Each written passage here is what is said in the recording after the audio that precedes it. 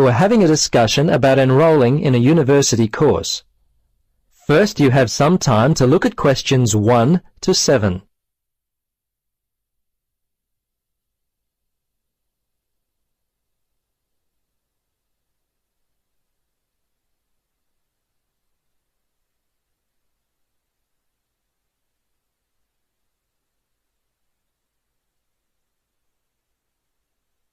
Now, listen carefully and answer questions 1 to 7. Registrar's office, this is Pam. Yes, hello. I'm calling about enrolling to study at the university. This is the right number? Yes, this is Mitchford University admissions. What would you like to know? Well, basically I need to know what I have to do to be enrolled as a student. You see, I'm currently studying education at another school. I've just finished my first year, but I'm not really enjoying it. I think I'm more interested in accounting. My dad teaches maths, so I thought it might be a good choice. Well, better than business anyway. Okay. Have you received a registration pack? No? How can I get one of those? Well, you've got to have one to register.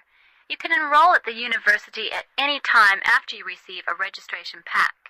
These are usually available from September for first-year and transferring students, and from November for returning students. On the basis of the information contained in the registration pack, you should attempt to make a firm choice about which courses to study before completing your form. I see. So I've only got a month to get my registration pack in. Can you send me one? Sure. If you are close to a high school, the registration pack and university prospectus are available from the Careers Advisor. Would that be helpful? Well, the closest school's too far away and I haven't got a car. Are there any other ways you can send it to me? Well, for prospective students who have already left school, the registration pack and prospectus are available from the university information line. But that might not be of help for you? No, not really. I'll tell you what. Why don't you give me your contact details and I'll send a pack out to you. At least that would be a start. Okay, sounds good. Right. Firstly, what's your name? Richard Dreyfus. That's Dreyfus. Your address there, Richard? Unit 12, 15 Sportsman Avenue. That's Sportsman, Mermaid Beach. 4554. And your telephone? Yes, I won't give you my home. Mobile's best. 0414. Hang on a minute, I don't call myself usually. I think it's 0414 658 339. Yes, that's it. Okay, now, do you have email? Yes, I do. It's Dreyfus, my last name, at igo. That's IGO.com. All lowercase letters, of course. Before you listen to the rest of the conversation, you have some time to look at questions 8 to 10.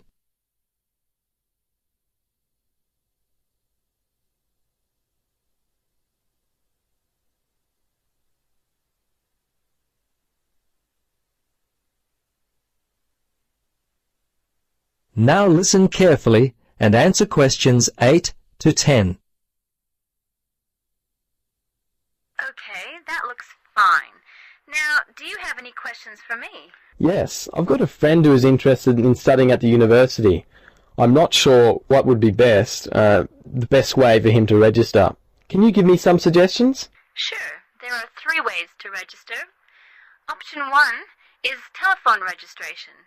Before you telephone, fill out the registration form included in your pack. This will ensure you have all the information that you require. The number is in your registration packet. Don't forget to hold on to a copy of your registration form for future reference. Yep, okay. Option 2 is registration by post.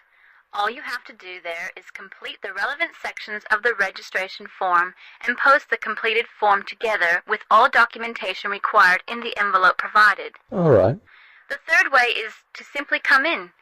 Visit the Student Information Center in the Information Services building, and your friend will receive personal assistance on how to complete his forms. Thanks very much. You've been most helpful. You're welcome. Good luck with your future studies. That is the end of part 1. You now have half a minute to check your answers.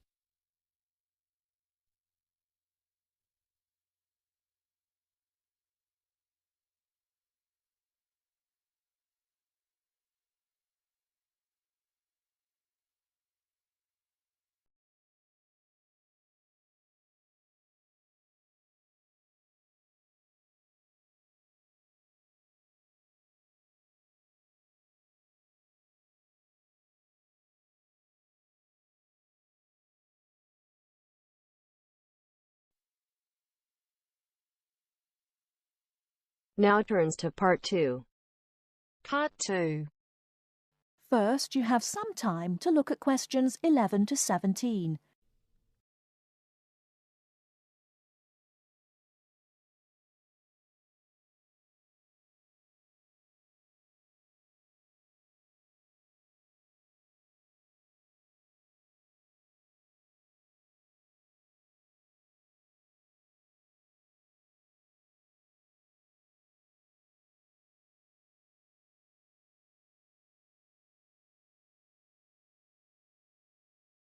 Now, listen carefully and answer questions 11 to 17.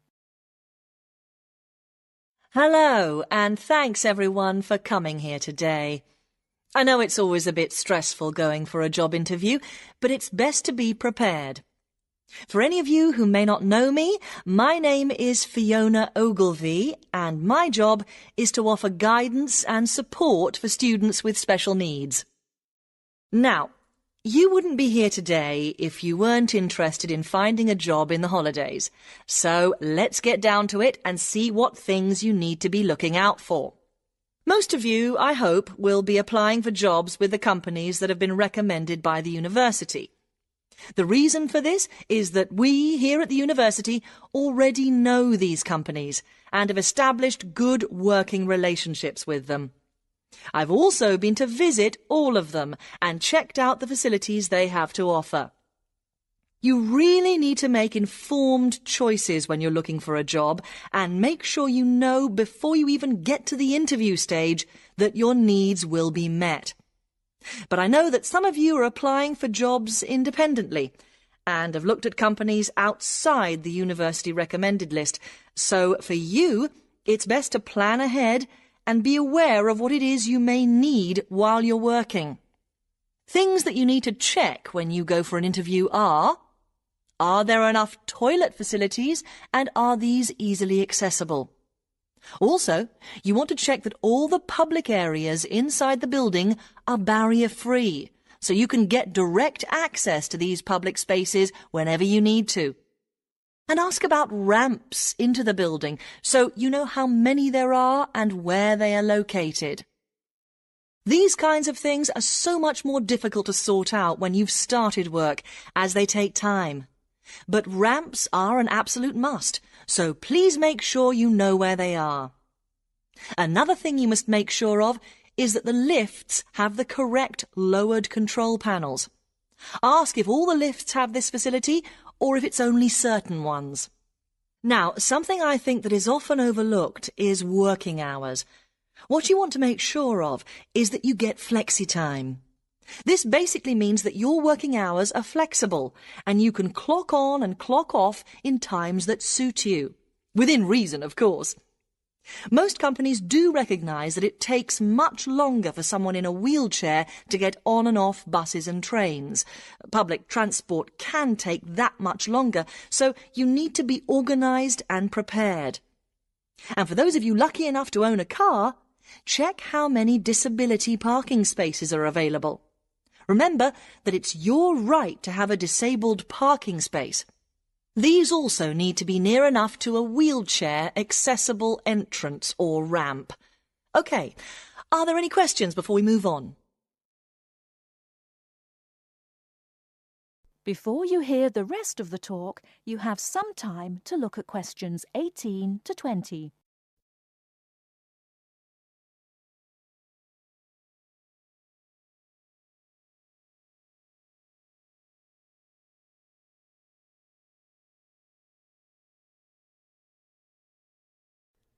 Now listen and answer questions 18 to 20. Right, let's move on then. Now I want to talk you through the series of visits to companies which we've got planned for next week. On Monday morning, we will be visiting the Lowland Hotel. They have various summer jobs available, working as a receptionist or conference organiser in their busy conference centre, organising and setting up conferences.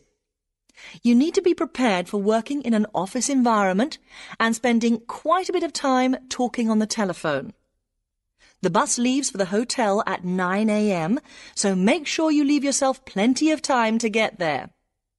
When you arrive at the hotel, please gather in the reception area and wait for someone to take you to your first session, which will be a talk. The talk at the hotel will begin at 10 a.m, and then there will be a short tour of the hotel. There will be a light lunch provided, which is usually salads and sandwiches. The next place we'll be visiting will be on Tuesday afternoon. We'll be going to visit a little local company that makes handmade paper and cards. For those of you studying art, this may be just what you're looking for.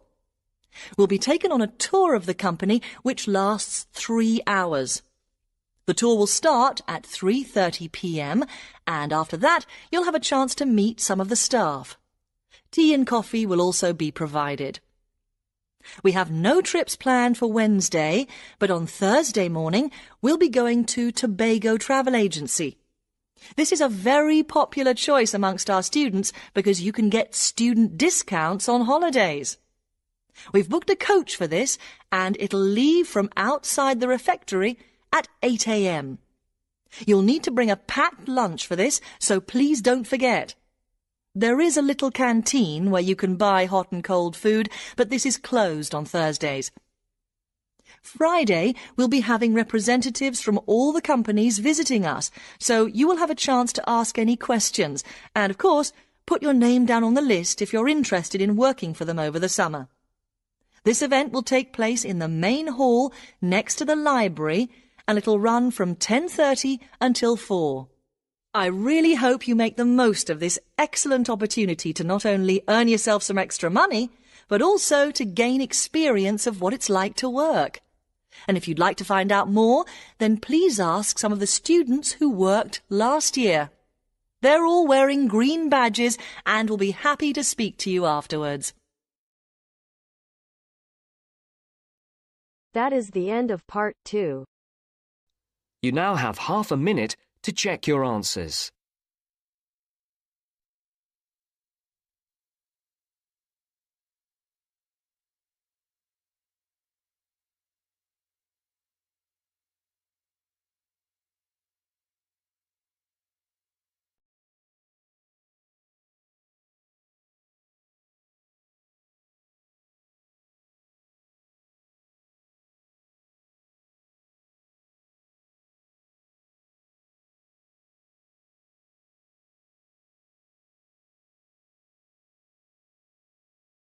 Now turns to part 3. Part 3. Hear an interview conducted by an interviewer speechal with the scientist Peter Piot, who discovered Ebola, a dangerous disease.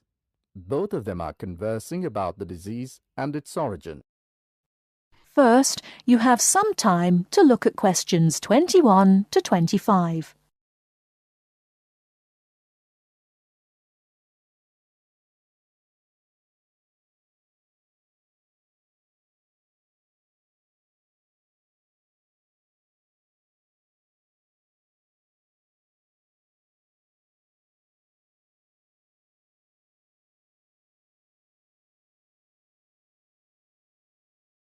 Now listen carefully and answer questions 21 to 25.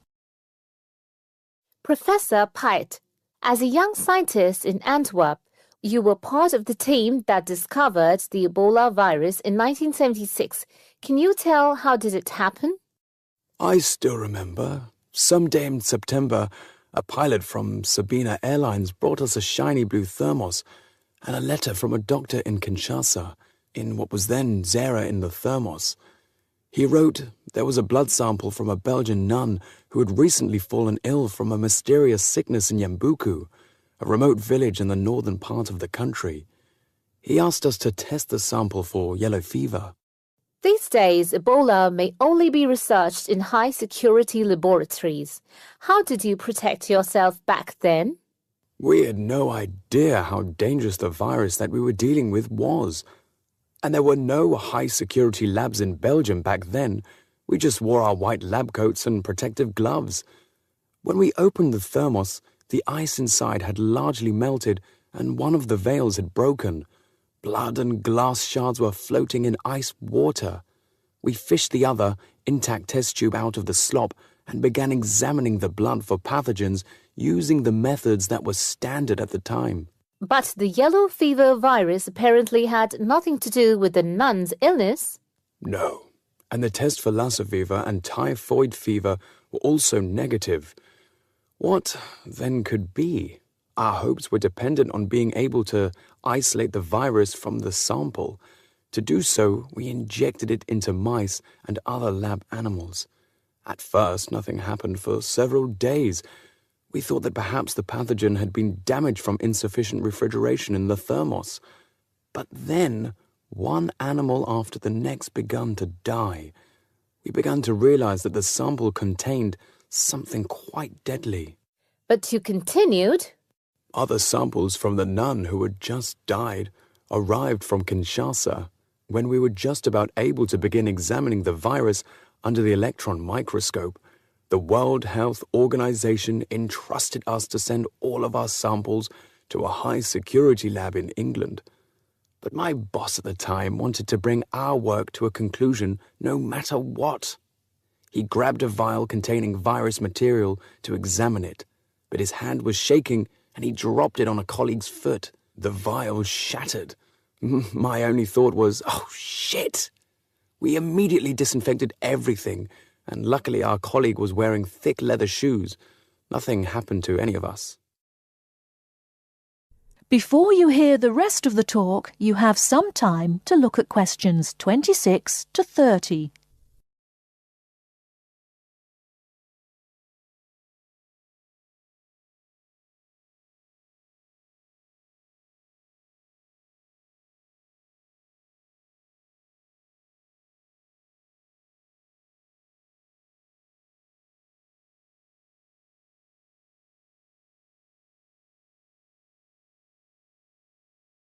Now listen and answer questions 26 to 30.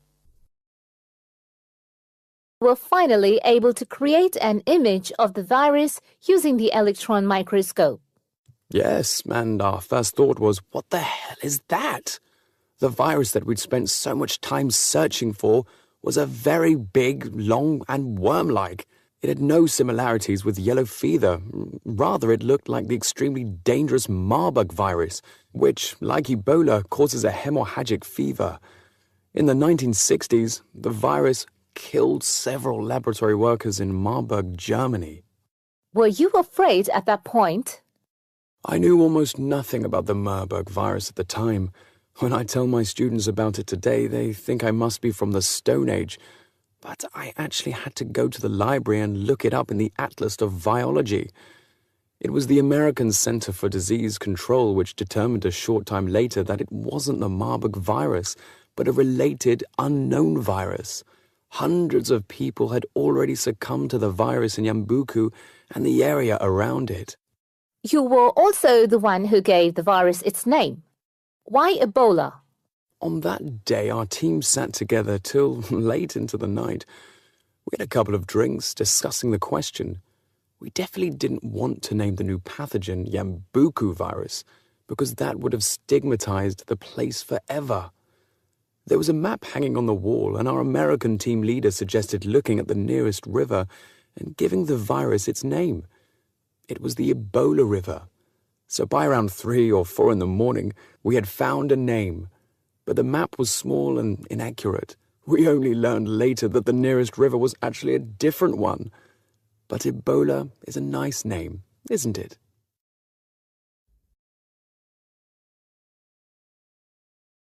That is the end of part 3.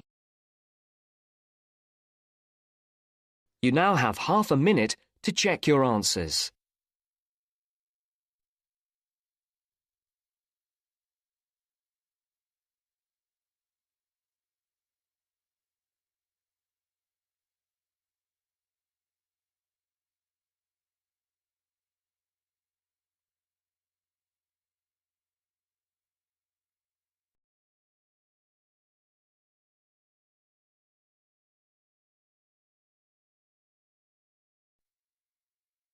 Now turns to Part 4. Part 4. Now listen to the second part of the lecture. As you listen, complete the notes below. First, you have some time to look at questions 31 to 40.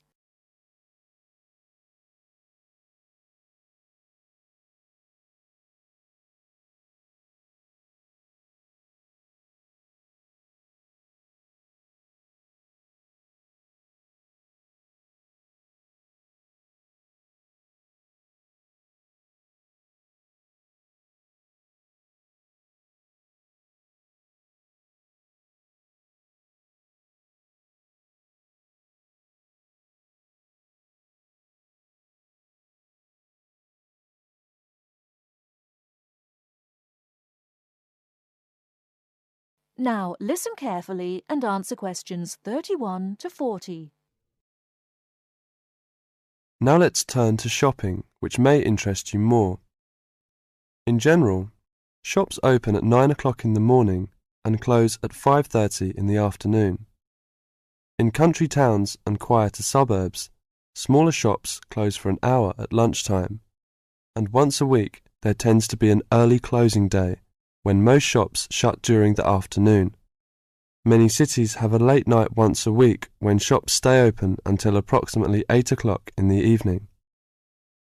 You should ensure that anything you bring into the country, such as travelling irons, heated rollers, hair dryers and electric shavers, can be used on the standard British voltage, which is 240 volts, 58 Z. Many hotels will, on request, be able to supply adapters for electric shavers. When you travel, you may want to send postcards home.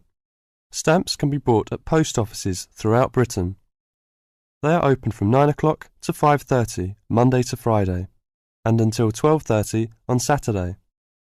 Stamps can also be bought at postal centre stamp dispensers, at large stores and major tourist attractions.